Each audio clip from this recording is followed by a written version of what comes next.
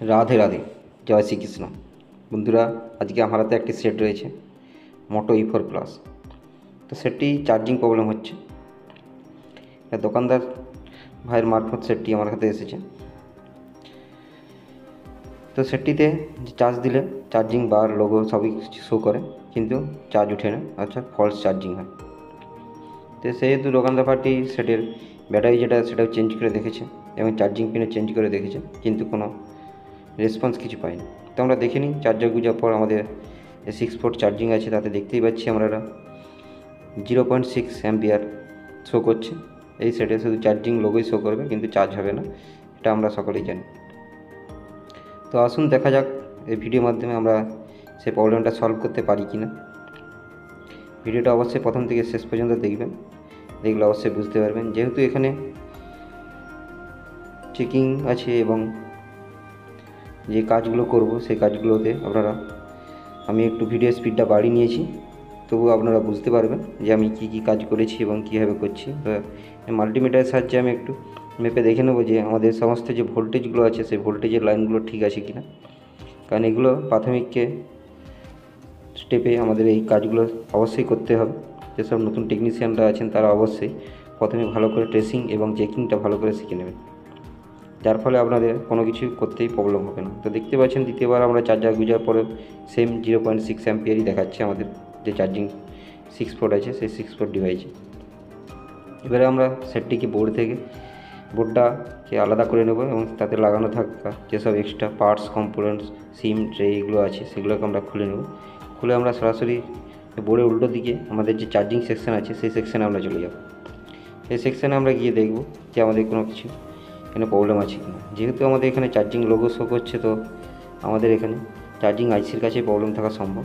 তো আমরা মাইক্রোস্কোপে ভালোভাবেই দেখতে পাচ্ছি যে আমাদের এখানে চার্জিং পোর্ট আইসিটা আছে BQ24269। তো আমরা এই চার্জিং আইসিটাকে একটু নাড়িয়ে দেখব বা রিহট করে দেখব, বা টেকনিশিয়ানের কথায় রিসোল্ডারিং করে দেখব যে আমাদের এই প্রবলেমটা থেকে সলভ হয়ে যায় এখন। তো চার্জিংটা আমরা দেখতেই পাচ্ছি বন্ধুরা, ভালোভাবে নাড়িয়ে নিয়ে আবার ঠিক পজিশন মতো আমরা সেটে বসিয়ে দিয়েছি। এবারে আমরা চার্জিং যে বোর্ড আইসিটা বা বোর্ডটা আছে সেটাকে একটু ঠান্ডা হওয়ার সময় দেবো, এবং সময় দিয়ে আমরা আমাদের যে থিনার আছে সেই থিনার দিয়ে আমরা বোর্ডটিকে ভালো করে ওয়াশ করে নেব। কারণ চার্জিংয়ের জায়গায় কোনো কিছু নোংরা থাকলে বা অপরিষ্কার থাকলে সেটটি বেশিরভাগ শর্ট হয়ে যাওয়ার চান্স আছে, এবং শর্ট হয়ে গেলে সেটটি ডেড মোডে চলে যায়।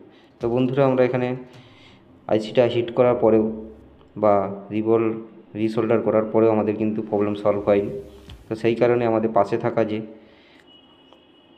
আমাদের কয়েলটা আছে সেই কয়েলটাকে আমরা এখান থেকে তুলে নেব। তুলে অন্য সেট থেকে যে কোনো একটা চার্জিং আইসির কাছে থাকা যে কোনো একটা কয়েলকে আমরা এখানে লাগিয়ে চেঞ্জ করে দেখব যে আমাদের এই প্রবলেমটা সলভ হয় কিনা।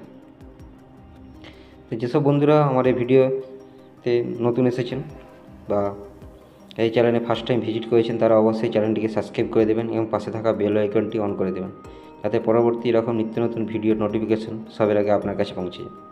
এছাড়াও আমার এই চ্যানেলে অনেক বিভিন্ন ধরনের ডেড সেটের কাজ দেওয়া আছে, আপনারা চাইলে সেগুলো দেখে আসতে পারেন এবং কিছু অভিজ্ঞতা সঞ্চয় করে আপনারাও সেইভাবে কাজ করতে পারেন।